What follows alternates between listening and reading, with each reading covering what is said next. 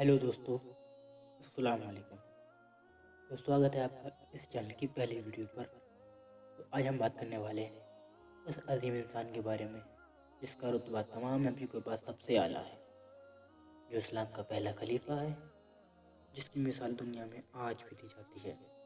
जी हाँ, हम बात करने वाले हैं हज़रत अबू बकर सिद्दीक़ रज़ी अल्लाह ताला अन्हु के बारे में। तो बिना किसी देरी के वीडियो को शुरू करते हैं। तो आपका नाम अब्दुल्ला बिन उस्मान था, अबू बकर आपकी कुनियत थी और सिद्दीक़ आपका लक़ब था। आप रज़ियल्लाहु ताला अन्हु छठी पीढ़ी पर जाकर नबी करीम सल्लल्लाहु ताला अलैहि वसल्लम की नसब पर मिल जाते हैं। अबू बकर सिद्दीक़ रज़ियल्लाहु ताला अन्हु की वालिदा का नाम सलमा था और वालिद का नाम उस्मान अबू कुहाफ़ा था। अबू बकर सिद्दीक़ को ज़माना जahलियत में अब्दुल कहाबा भी कहा जाता था। इस्लाम में दाखिल होने के बाद हुज़ूर नबी करीम सल्लल्लाहु ताला अलैहि वसल्लम ने आपका नाम अब्दुल्ला रखा। जब हमारे नबी को नबूवत हासिल हुई तो मर्दों में सबसे पहले इस्लाम कबूल करने वाले शख्स अबू बकर सिद्दीक़ ही थे। हदीस शरीफ में आता है, एक बार अमीर बिन आस रज़ियल्लाहु ताला अन्हु ने नबी करीम सल्लल्लाहु ताला अलैहि वसल्लम से पूछा, या रसूलल्लाह, मर्दों में आपको सबसे ज़्यादा किससे मोहब्बत है? आपने फरमाया, अबू बकर से। अबू बकर सिद्दीक़ रज़ियल्लाहु ताला अन्हु को नबी करीम सल्लल्लाहु ताला अलैहि वसल्लम से इतनी मोहब्बत थी कि इसकी मिसाल देना भी नामुमकिन है। सही बुखारी शरीफ की हदीस में आता है, एक बार उक़बा इब्ने अबी मुइज़ नाम के एक शख्स ने नबी करीम सल्लल्लाहु ताला अलैहि वसल्लम की गर्दन में चादर डालकर इतनी ज़ोर से खींची कि प्यारे नबी का चेहरा लाल हो गया। इतना शदीद दर्द हुआ आपको। इतने में अबू बकर सिद्दीक़ रज़ियल्लाहु ताला अन्हु वहाँ पहुँच गए। आपने उस वक्त को मार कर वहाँ से हटाया। उस वक्त काफिरों के वहाँ बड़े बड़े सरदार खड़े थे, फिर भी अबू बकर सिद्दीक़ ज़रा भी न डरे, क्योंकि नबी करीम सल्लल्लाहु ताला अलैहि वसल्लम से इतनी मोहब्बत जो थी।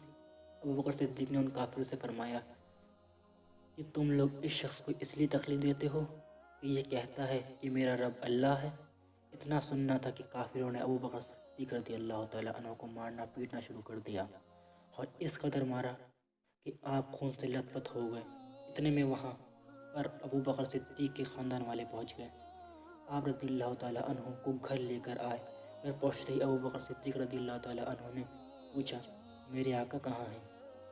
वो कहाँ पर हैं? वो कैसे हैं? ख़ानदान वाले गुस्सा होकर बोले, जिस शख्स की वजह से तुमको इतनी मार पड़े तुम फिर भी उसी का सवाल करते हो।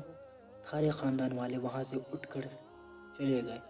आपकी वालिदा ने कहा, बेटा अबू बकर, बहुत ज़ख्मी हो गए हो, कुछ खा लो। आपने कहा, अल्लाह की कसम, मैं उस वक्त ना खाऊंगा ना पीऊंगा जब तक अपने आका को ना देख लूँ। फिर आप अपनी वालिदा और एक औरत के सहारे नबी करीम सल्लल्लाहु ताला अलैहि वसल्लम के घर पे पहुँचे। अपने आका को देखने के बाद अबू बकर सिद्दीक़ के दिल को सुकून मिला। अबू बकर सिद्दीक़ वो शख्स हैं जिन्होंने इस्लाम में दाखिल होने के बाद, तो क्या इस्लाम में दाखिल होने से पहले भी ना कभी शराब को हाथ लगाया, ना कभी ज़िना किया। अबू बकर सिद्दीक़ वो शख्स है जिसने पूरी ज़िंदगी में कभी झूठ नहीं बोला, यहाँ तक कि मक्का के बुतों को भी पूजा नहीं, जबकि ये मक्का में उस वक्त आम था। एक बार किसी जंग के मौके पर हुज़ूर नबी करीम सल्लल्लाहु ताला अलैहि वसल्लम को काफ़ी साजो सामान की ज़रूरत थी, तो तमाम सहाबा से जो हो सका उन्होंने मस्जिद नबी में इकट्ठा किया। हज़रत उमर ने सोचा, आज मौका है, मैं अबू बकर से माल सदका करने में आगे निकल जाऊंगा। मैंने पक्का इरादा कर लिया। अपने माल का आधा हिस्सा नबी करीम सल्लल्लाहु ताला अलैहि वसल्लम के कदमों में रख दिया। उसके बाद जब नबी करीम सल्लल्लाहु अलैहि वसल्लम ने उनसे पूछा, उमर क्या लाए हो? उन्होंने अर्ज़ किया, या रसूलल्लाह, आधा माल आपकी खिदमत में हाजिर है। नबी करीम सल्लल्लाहु अलैहि वसल्लम ने फिर पूछा, अपने बाल बच्चों के लिए क्या छोड़ा? उन्होंने फरमाया कि आधा माल। इतने में ही अबू बकर सिद्दीक़ अपना सारा माल लिए हुए वहाँ पहुँच गए। नबी करीम ने उनसे भी यही सवाल किया, अबू बकर क्या लाए हो? अबू बकर सिद्दीक़ ने फरमाया, या रसूलल्लाह, अपनी सारी मालो दौलत अल्लाह की राह में उठा के लाया हूँ। नबी करीम ने फिर पूछा, अपने घर वालों के लिए क्या छोड़ कर आए हो? अबू बकर सिद्दीक़ ने फरमाया, अल्लाह और उसके रसूल को छोड़ कर आया हूँ। हज़रत उमर हैरान होकर फरमाने लगे कि मैं अबू बकर से कभी नेकियों में आगे नहीं जा सकता। अबू बकर सिद्दीक़ वो शख्सियत हैं जिन्होंने हुज़ूर नबी करीम सल्लल्लाहु अलैहि वसल्लम کی جگہ پر نماز پڑھائی۔ ایک بار کی بات ہے، حضور نبی کریم خود بیمار تھے۔ آپ صلی اللہ علیہ وسلم نے فرمایا ابو بکر سے کہو میری جگہ پر نماز پڑھائے۔ نبی کریم نے ارشاد فرماتے جتنا مجھے ابو بکر کے مال سے یعنی فائدہ پہنچا ہے اتنا کسی کے مال سے نہیں۔ جب مکہ کے کافروں نے مسلمانوں پر ظلم و ستم کی حدیں پار کر دی، آپ صلی اللہ تعالیٰ علیہ وسلم نے مسلمانوں کو مکہ چھوڑ کر مدینے کی طرف ہجرت کرنے کا حکم دیا، پر آپ صلی اللہ تعالیٰ علیہ وسلم اور ابو بکر صدیق اور حضرت علی وہیں رہ گئے۔ کافروں کو جب اس بات کا علم ہوا تو انہوں نے سوچا کیوں نہ محمد صلی اللہ تعالیٰ علیہ وسلم کو قتل کر دیا جائے، پر ایسا ہو نہ سکا۔ بعد میں اللہ کے حکم پر آپ بھی مکہ چھوڑ کر مدینے کی طرف چل پڑے۔ ابو بکر صدیق آپ کے ساتھ تھے۔ دونوں مکہ سے نکل کر ایک گفا جس کا نام غار شور ہے، یہ مکہ مکرمہ سے لگ بھگ 5 کلومیٹر کے فاصلے پر واقع ہے۔